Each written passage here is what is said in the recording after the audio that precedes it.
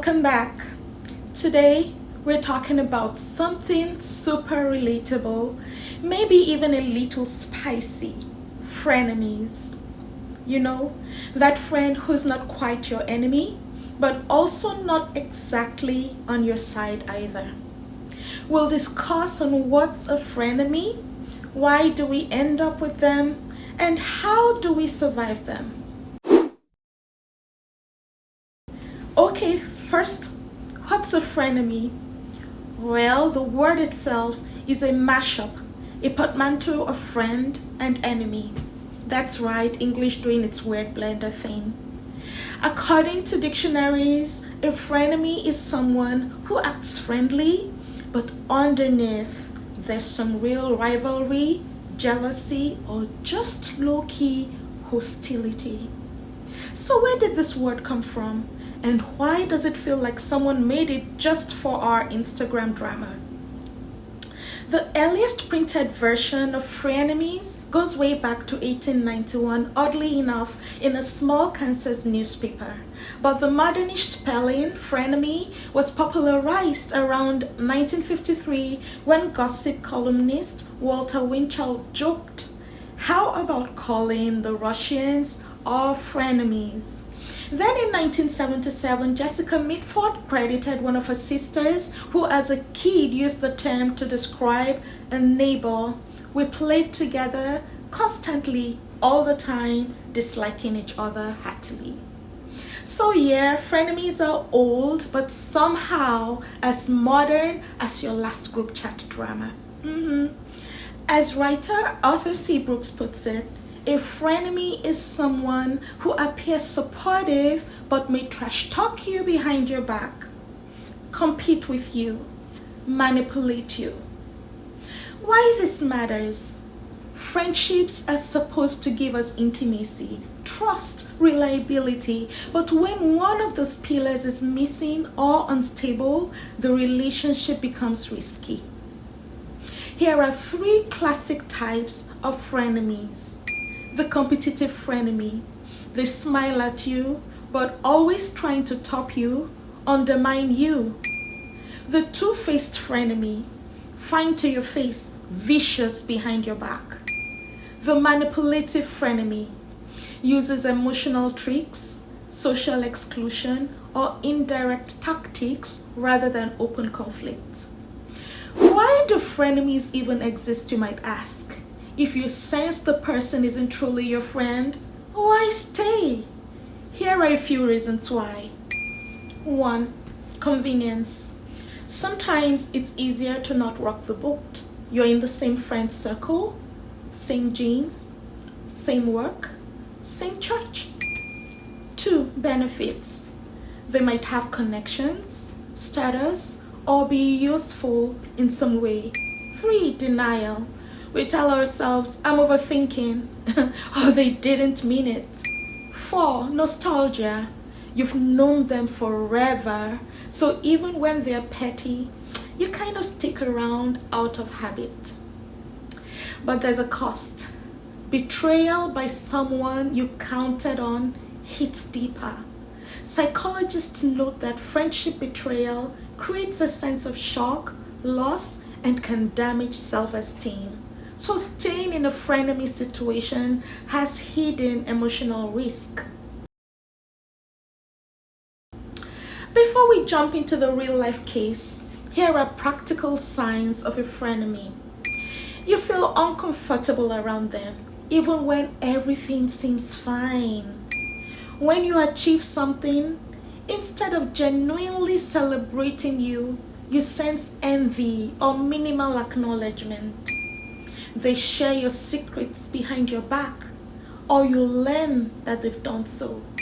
They undermine you subtly, exclude you, belittle you, or recruit others to talk about you. Your gut tells you, "This person doesn't really wish me well," but you ignore it.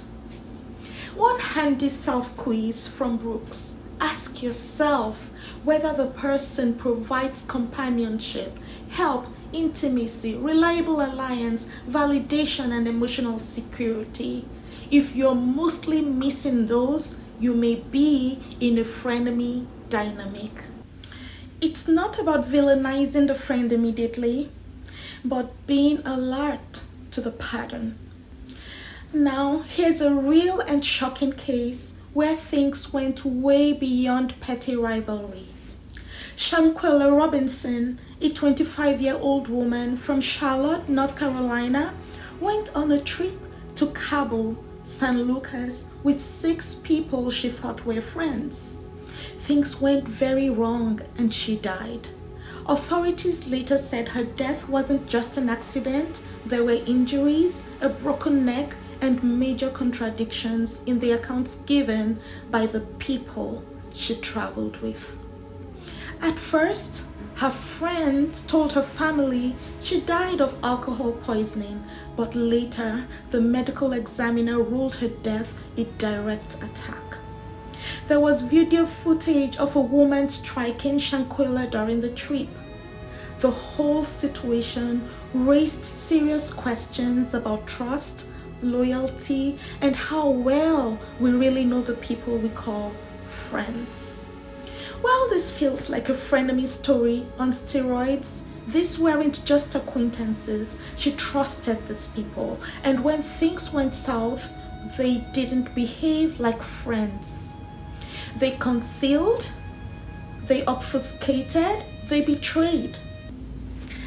On a lighter but still very real note, let's discuss the workplace frenemies. Mind you, they could also exist in unexpected places like the church. Oh man, this one hits home for a lot of us. That colleague who is super polite, friendly, but always subtly undercuts your ideas, spreads rumors, or competes for your shine. Sometimes the frenemy is someone you need in your network, but also someone you wish you could ghost on in LinkedIn. Here's the harsh truth. Having a frenemy can actually be worse than having a straight up enemy. Why? Stress overload. That ambiguous tension messes with your mental health. The uncertainty of, are they for me or against me, is exhausting. Diminished trust. When someone you call a friend stabs you in the back repeatedly, you start second guessing everyone else. Emotional confusion. You feel guilt for doubting them. You question if you're being petty, but you also feel betrayed. Boundaries become blurry. If you don't set them, frenemies will cross lines. Maybe not all the time, but enough to mess with you. So what do we do when we realize we've got a frenemy in our life, or worse, a whole squad of them? Set boundaries. You don't need to treat them like your enemy, but you can limit what you share and how much you rely on them. Trust your gut. That weird feeling, it's not imaginary. Listen to it. Call it out if you feel unsafe. Sometimes confronting them politely but firmly can improve things. Other times it flares up more. Gauge the risk. Choose your circle wisely. Prioritize people who genuinely support you, not just hang out with you for convenience or clout. Distance equals self-care. It's okay to step back.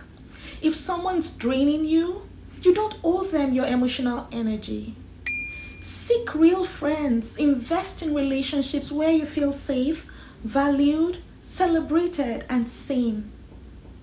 So there you have it. Frenemies are part of life. Some are harmless-ish. Some are deeply toxic, and a few can be dangerous. But the more aware you are, the better you can protect yourself emotionally and mentally. If you liked this video, give it a thumbs up, subscribe, and hit that bell so you don't miss future deep dives. Also, have you had a frenemy moment? Drop a comment. Let's laugh, cry, and commiserate together. Thanks for watching, and may your friendships be real and your frenemies be well behaved. See you in the next one. Bye.